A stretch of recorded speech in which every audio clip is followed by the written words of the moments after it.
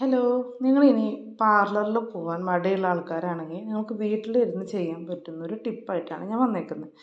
അപ്പോൾ ഇത് ആര്യവേപ്പിൻ്റെ ഇല, ഇതിൻ്റെ കൂടെ നമ്മൾ തുളസി, നമ്മുടെ സാധാ തുളസി, അത് ആര്യവേപ്പിൻ്റെ ഇല ഒരു 5 തുളസി ഒരു പിടുത്തം തുളസിയും കൂടി ഉണ്ടെന്ന് വെച്ച് കഴിഞ്ഞാൽ നമുക്ക് നമ്മുടെ പിമ്പിൾസ് വന്നിട്ടുള്ള ഡാർക്ക് മാർക്കുകളൊക്കെ കളയാനായിട്ട് പറ്റും.